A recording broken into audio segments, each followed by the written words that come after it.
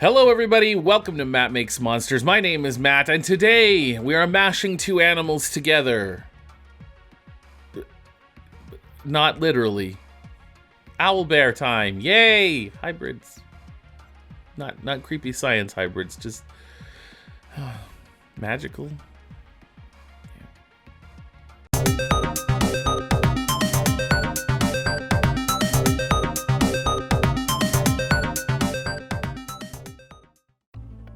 Okay, so please observe as I draw 1,000 different owlbears in all shapes and positions.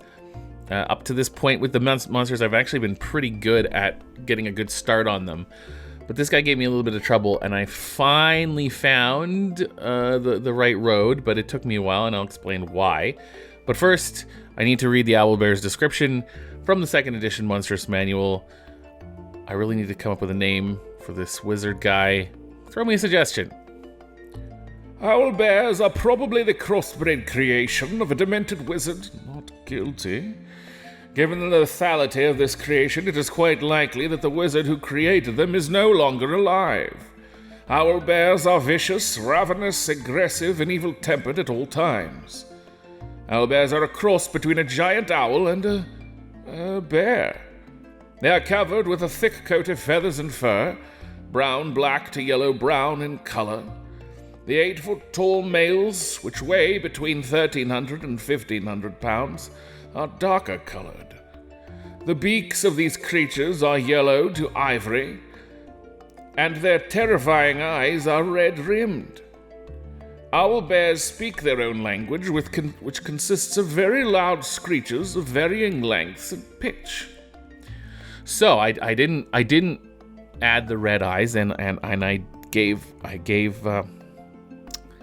her a black beak because I forgot. So yeah, this is probably a female. Not that matters. And I finally found a clear direction for her, and I now will tell you why. It is because I'm 20 years into my professional art career, give or take, and there's a lot I can draw without looking at reference. With almost all the drawings, I have a folder located on my computer called Inspiration, and it's got concept art, drawings, photos, words, even some music. And this is where I'll just pick things to get inspired by. But when it comes to reference, it does happen sometimes that I get something that I'm not really used to drawing, like an animal shape like this. I haven't drawn a lot of bears, to be honest, in my career and in my life. So I had to use a bear reference, but there's no such thing as a bear covered in feathers, so I have to figure out what that looks like. So this is what a bear looks like. And once I found that out, then I thought, hey, that's a great direction to take, making it look real. And even then, I think see, boom, this is where I was like, oh, the back needs to go up a little more. So that's what I did. And reference, I recommend, go for it. So once that was solved, I was still having a lot of trouble trying to figure out what kind of look I was going to go for this. So I went through my inspiration folder and I found a few really nice storybooky drawings. And I was thinking, hey, you know what would be cool? Maybe I'll make a more storybooking looking. Yeah, that's a thing.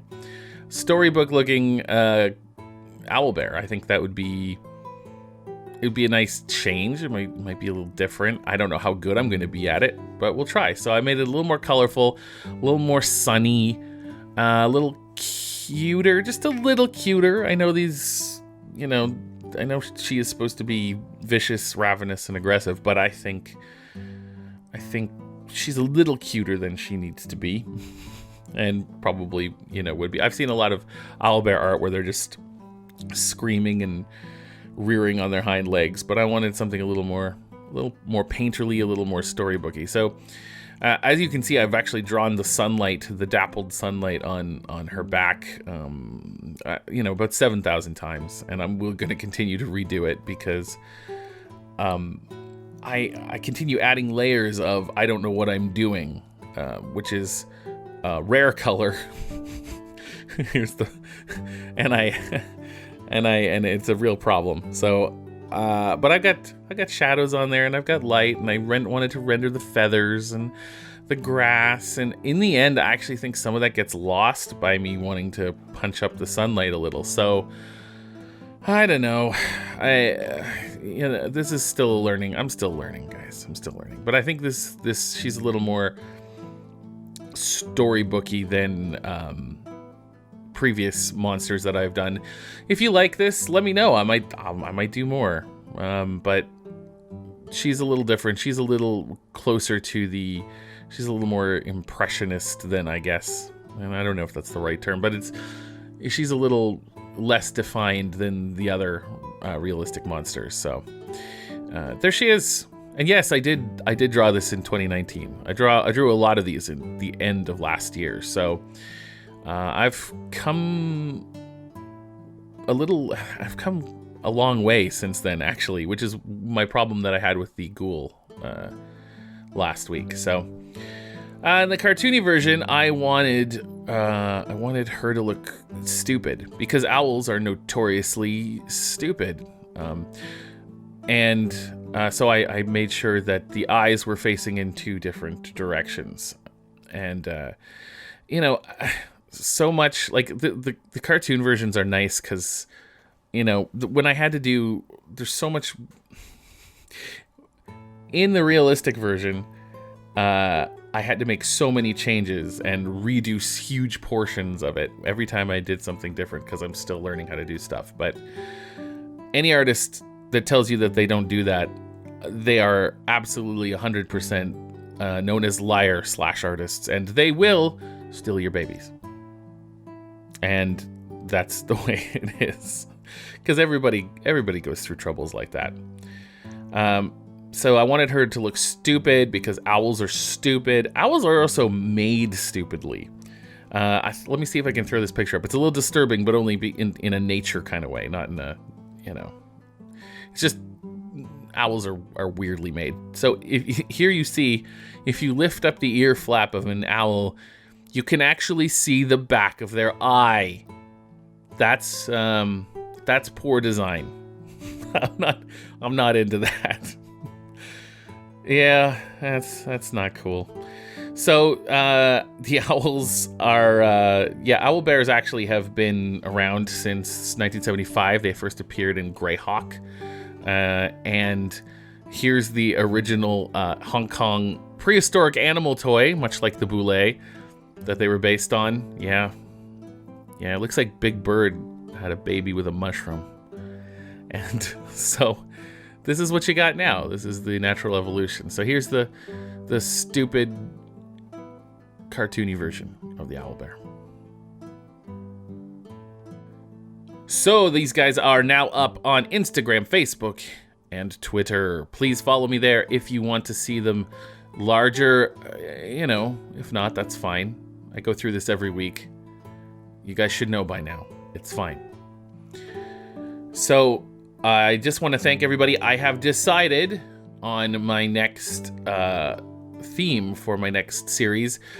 I'm going to be doing, and I know this sounds weird, but I'm going to be doing universal monsters, which is to say Dracula, Frankenstein's monster, Creature from the Black Lagoon, The Mummy, the franchise that Universal just can't get off the ground. Although The Invisible Man is pretty good, I heard.